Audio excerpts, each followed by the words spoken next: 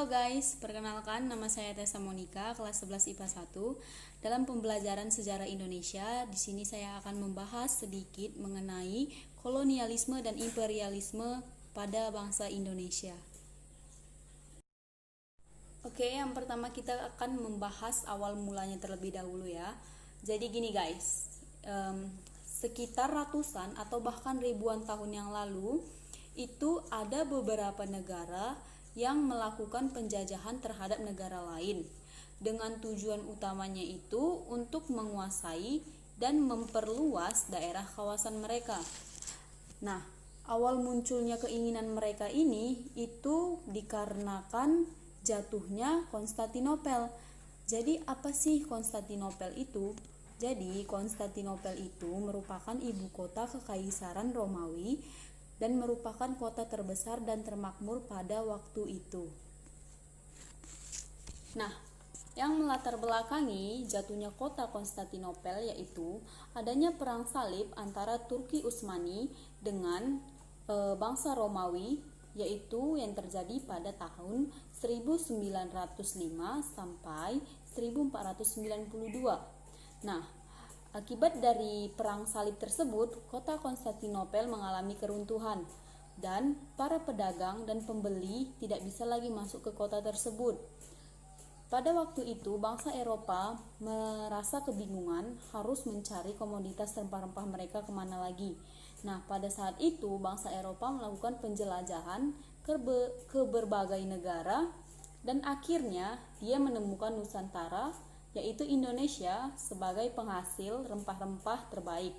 Akhirnya bangsa Eropa sudah mulai memasuki bangsa Indonesia, dan dikarenakan bangsa Indonesia merupakan masyarakat yang ramah dan welcome, jadi kedatangan bangsa Barat diterima baik oleh bangsa Indonesia.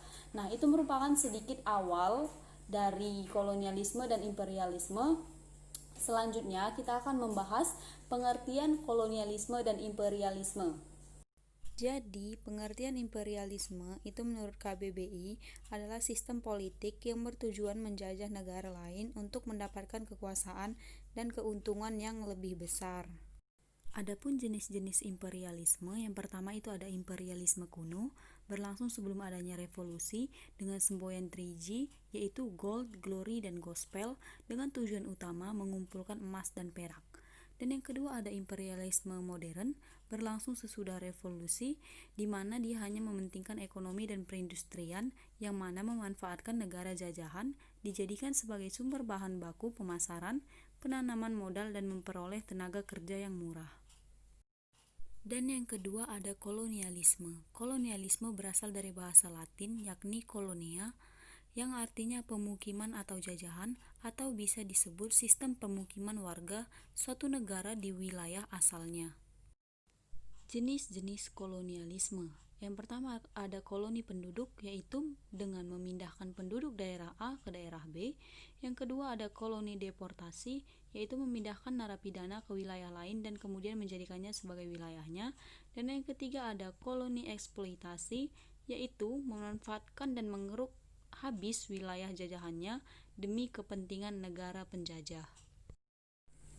Oke, tadi kita sudah membahas awal mula, pengertian, kolonialisme, imperialisme, bahkan jenis-jenisnya. Jadi selanjutnya kita akan membahas latar belakang kedatangan bangsa Barat. Jadi sebetulnya latar belakang mereka datang ke Indonesia itu banyak. Jadi kita akan membahas sebagian saja. Latar belakang yang pertama itu sudah jelas, yang tadi yaitu jatuhnya kota Konstantinopel pada tahun 1453. Nah, itu merupakan faktor utama mereka untuk melakukan penjelajahan ke berbagai negara. Dan faktor yang kedua itu ingin membuktikan bahwa bumi itu bulat. Nah, itu merupakan teori Kopernikus, yang dimana dia mengatakan bahwa bumi itu bulat. Jadi sehingga para penjelajah ingin membuktikan teori tersebut, bahwa apakah benar bumi itu bulat dengan berlayar dari suatu tempat dan kembali ke tempat tersebut. Dan latar belakang yang ketiga itu kemajuan iptek, ilmu pengetahuan dan teknologi. Nah, dengan kemajuan iptek itu lebih memudahkan mereka melakukan penjelajahan. Latar belakang yang keempat, hasrat untuk menjelajahi dunia. Nah, itu sudah pasti. Dan yang terakhir nih, yang paling sering kita dengar atau bahkan sejak SMP juga sudah kita dengar, yaitu semboyan 3G, yang dimana artinya gold, gospel, dan glory. Dan artinya itu, gold itu dimana para penjelajah ingin mencari kekayaan, dan glory itu ingin mencari kejayaan. Nah, sembari mereka mencari kekayaan dan kejayaan, mereka juga menyebarkan agama Nasrani atau Katolik. Beberapa tokoh penjelajah samudra. Dari Portugis ada Bartolomeus Dias, Vasco da Gama, dan lain-lain. Selanjutnya ada dari Spanyol, yaitu Christopher Columbus, Amerigo Vespucci, Pizarro, Hernando Cortés, Ferdinand Magellan, dan lain-lain.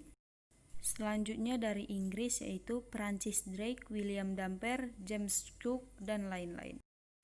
Dan yang terakhir dari Belanda, Cornelius de Houtman dan Abel Tasman. Sedikit penjelasan mengenai imperialisme dan kolonialisme yang ada di Indonesia. Saya mengucapkan banyak terima kasih.